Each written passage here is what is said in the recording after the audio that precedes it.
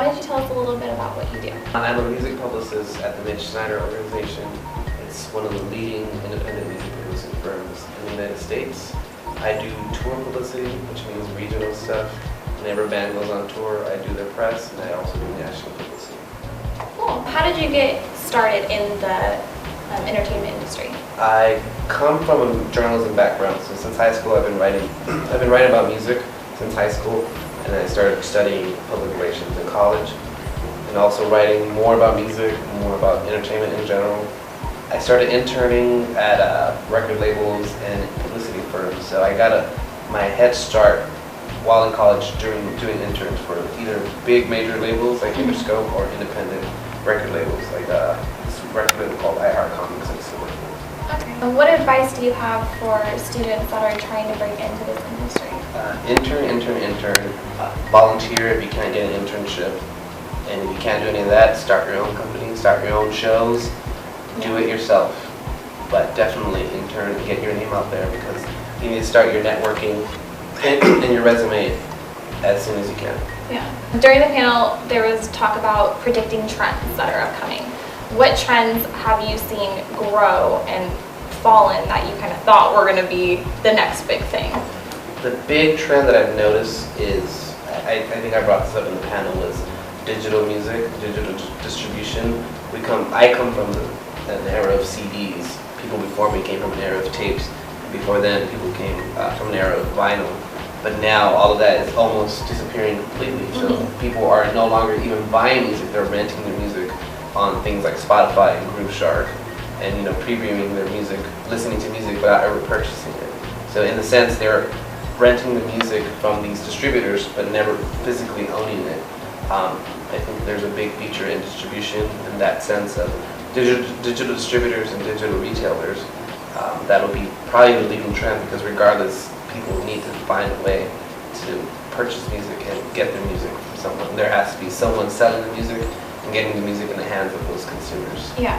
Digital music is such a trend, but it also can be a challenge for the music industry. For your position, how do you kind of conquer that digital music that people aren't always buying? I think for my industry specifically, publicity, our goal is to build the media profile of an artist, whether that means helping them sell their album or helping them sell their tour. So our end goal may or may not be selling the music. Yeah. That's more of a record label, but we also work with a lot of record labels. We help them get the word out on their artists releasing this music. A lot of the labels that I work with rely heavily on digital distribution. There's not a lot of labels that I work with currently that are doing a lot of physical releases unless they're a major label. So I think regardless, my job remains the same because they're still getting the media attention that whether they're releasing a digital EP or a physical album, our job is still to get them out there. get that publicity for whatever the project is. So it wouldn't stop my job. Yeah. It'll help it in the sense of getting the music faster to a journalist via digital streams or digital downloads. What's the most rewarding part of your position? I like to work with small bands, like up and coming artists. I like working with them because they need the publicity more. I like bands who may have just a little bit of blog attention and helping them get rollingstone.com or artistdirect.com.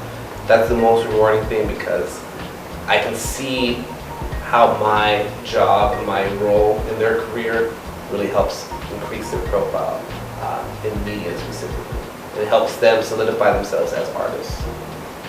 What's one thing that you wish you were told when you were starting interning? One thing I wish someone told me when I started my career, even in college, is to not rely on your life plan exclusively, meaning that you should be open to a lot of different opportunities. I think a lot of people in America make the mistake having this single lane vision of their life and everything having to happen at a certain time in a certain way. Nowadays, things don't happen like that for everyone.